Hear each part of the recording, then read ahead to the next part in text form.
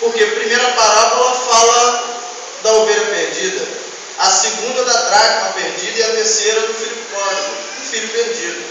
Todas as três parábolas tratam do mesmo assunto, só que com títulos diferentes. Tratam do assunto de alguém que se perdeu na caminhada ou no caminho. Lucas capítulo número 15 também é diferenciado de todos os outros capítulos e de outros evangelhos, porque ele contém as três, e os outros evangelhos não contêm as três no mesmo capítulo.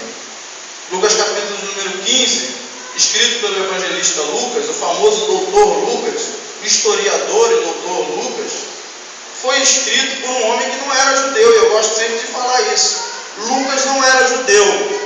Lucas não era convertido ao Evangelho de Jesus Cristo quando começou a andar com Paulo. Afinal, Lucas estudou desde cedo, desde moço, em uma das faculdades de Roma. E quando Lucas estava prestes a se formar, todo formando tinha que ser líder ou tinha que ser escritor de alguma história, de algum acontecimento dentro da época. E Lucas, então, mesmo sendo pobre na época, a história conta assim, ele conseguiu que alguém provesse financeiramente de que ele fosse atrás de uma história, de que ele fosse autor ou historiador de algum fato ocorrente naquela época. E Lucas foi atrás de um homem chamado Paulo, que nessa época já pregava, já ganhava pessoas para Jesus. Quem bancou essa viagem de Lucas foi um homem chamado Teófilo. Por isso que a carta, aliás, o Evangelho começa com a saudação a Teófilo. Ele fala, caro Senhor Teófilo.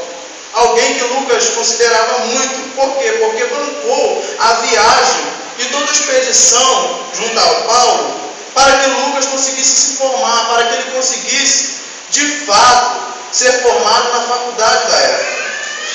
Lucas, como não era formado, ou como não era convertido a Deus, ao Jesus que Paulo estava pregando, o Senhor fez com que Lucas, numa ocasião, se convertesse. Só que Lucas era dotado de letras. Lucas sabia, por escrita, tudo e muito mais do que nós hoje. Lucas era um estudante muito aplicado. Então o Senhor armou, ou o Senhor planejou um acontecimento para que Lucas se convertesse. A Bíblia diz em Atos, capítulos número 9, 20 e versículos de número 9, que um belo dia Paulo estava pregando no terraço de uma casa.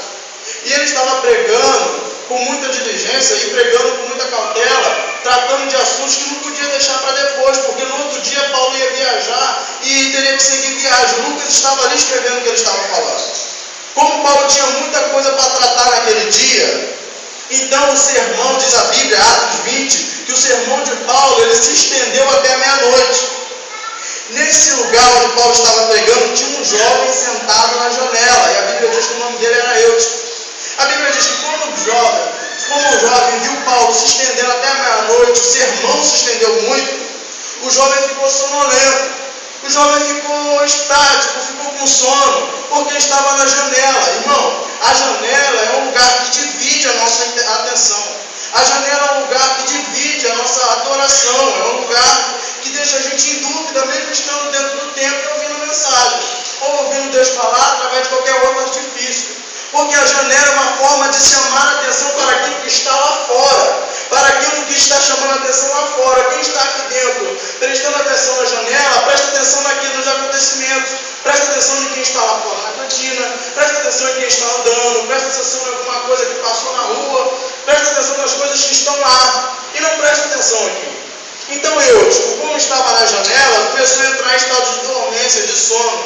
E a Bíblia diz que Eutico cai da janela e já cai morto.